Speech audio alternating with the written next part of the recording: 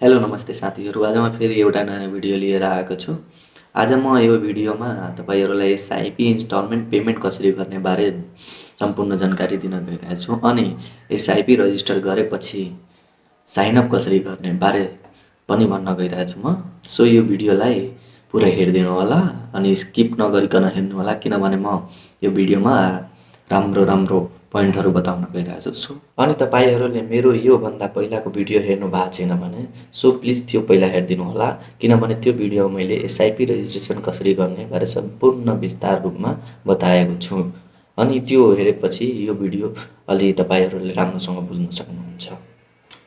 त्यो भिडियोको लिंक मैले डिस्क्रिप्सनमा हाल्दिएछु अनि आई बटनमा पनि हाल्दिएछु। त्यहाँबाट गएर तपाईले सजिलो त्यो भिडियो हेर्न सक्नुहुन्छ। एसआइपी रजिस्ट्रेसन गरेपछि तपाईले साइन अप गर्नुपर्छ। एसआइपी रजिस्ट्रेसन गरेपछि तपाईले एउटा मेल आउँछ। त्यो मेल तपाईलाई एसआइपी रजिस्टर भएको भनेर लेखेर आउँछ। त्यो मेल आएपछि तपाईले एसआइपी साइन अप गर्नुपर्छ। अब एसआइपी साइन अप कसरी गर्ने त्यो पहिला बुझौं है हामी। सो लागौं मोबाइलको स्क्रिनतर्फ। एसआइपी रजिस्ट्रेसन गरेपछि तपाईलाई यस्तो खाले मेल आउँछ। यसमा लेखेको हुन्छ dear sir and madam please do not reply to this mail. This mail box is not monitored and you will not receive any response. Your SIP registration request has been accepted. यस्तो भनेर तपाईले लेखेर आउँछ। यस्तो मेल आएपछि तपाई बुझ्नु होला कि तपाईको एसआइपी रजिस्ट्रेसन भइसकेको छ। अब यो भएपछि यसलाई साइन अप कसरी गर्ने, ओपन कसरी गर्ने त्यो म भन्न गइरहेको छु। सो हामी लागौं वेबसाइटतिर। अब त्यो त्यस्तो मेल आएपछि हामी सबैभन्दा पहिला गुगल क्रोम अथवा गुगलमा जाउँ। यहाँ गएर हामीले एनआइसी एसिया क्यापिटल सर्च गर्नुपर्छ। एनआइसी एसिया क्यापिटल सर्च गरेपछि यो एनआइसी एसिया क्यापिटलमा क्लिक गर्नुपर्छ।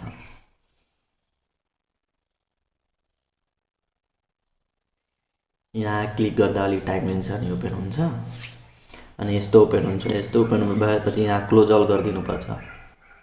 क्लोज अल गरेपछि अब यहाँ आउँछ हामीलाई लगइन भनेर। यहाँ हेर्नुहुन्छ लगइन भनेर लेखेको हुन्छ। यहाँ क्लिक गर्नुपर्छ। यहाँ क्लिक गरेपछि हामीले कुन एसआइपी रजिस्ट्रेसन गरेको हामीले एनआइसी एसियाको dynamic day fund SIP registration गरेको। सो यहाँ हामीले डाइनामिक डे फन्डमा क्लिक गर्नुपर्छ। क्लिक गरेपछि यस्तो पेज ओपन हुन्छ। यस्तो पेज ओपन भएपछि यहाँ हेर्न सक्नुहुन्छ अप्सन छ। यहाँ 3 वटा धरको जस्तो छ। यहाँ क्लिक गर्नुपर्छ। यहाँ क्लिक गरेपछि यस्तो ओपन हुन्छ। यस्तो ओपन भएपछि यहाँ तल हेर्नुहुन्छ लगइन अनि त्यसको माथि साइन अप लेखेको हुन्छ अनि यो साइन अपमा हामीले क्लिक गर्नुपर्छ। साइन अपमा क्लिक गरेपछि हामीले रजिस्ट्रेसन गरेको बेलामा के हाले थियो त्यो यहाँ केही हाल्नुपर्छ। अब त्यहाँ के हाल्नुपर्छ यहाँ म भन्न गइरहेछु तपाईहरुलाई। यहाँ के लेखेको छ सिलेक्ट योर डिपी। कुन ब्याङ्कमा तपाईको डिमेट अकाउन्ट छ भनेर यहाँ सिलेक्ट गर्नको लागि भनिरहेको छ। जुन ब्याङ्कमा तपाईको डिमेट अकाउन्ट छ त्यो ब्याङ्क आफ्नो सिलेक्ट गरिलिनु होला। जस्तै म एक्जाम्पल लागि एनआइसी एसिया गर्छु। अब एनआइसी एसियामा मेरो डिमेट अकाउन्ट छ।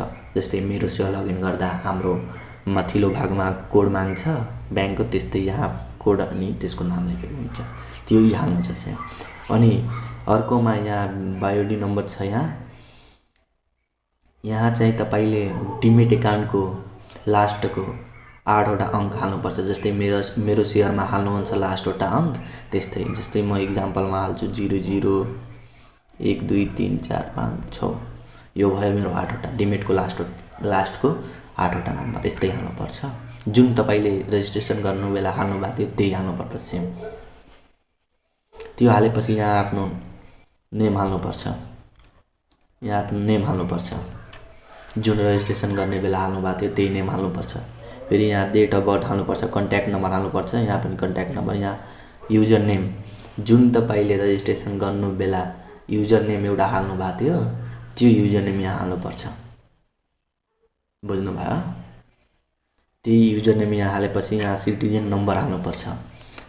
इमेल हालेर गेट ओटिपी को लागि सेन्ड गरिदिनुपर्छ अनि त्यो ओटिपी यहाँ आएर हालेर अनि सबमिट गरिदिनुपर्छ। सबमिट गरे यहाँ तपाईले अपलोड फाइल भनेर लेखेको हुन्छ। अब यहाँ के अपलोड गर्ने मैले रजिस्ट्रेसन गर्ने बेलामा मैले मेरो सेयरको माई डिटेल्स पिडिएफ फर्ममा बनाउनको लागि भनेको थिएँ। त्यही पिडिएफ फर्म यहाँ हाल्नुपर्छ अनि तल नागरिकताको फोटोकपी हाल्नुपर्छ अनि हालेर सबमिट गरिदिनुपर्छ। सबमिट गरेपछि तपाईँको युजर नेम एन्ड पासवर्ड तपाईँको मेलमा आउँछ। अब तपाईँलाई मेल आएपछि युजर नेम पासवर्ड आएपछि के गर्ने त, त्यसलाई लगइन गर्नुपर्छ। कसरी लगइन गर्ने, अब हामी ब्याक जाउँ। यहाँ फेरि एनआइसी एसिया क्यापिटल सर्च गरेपछि एनआइसी एसियामा जाने हामी।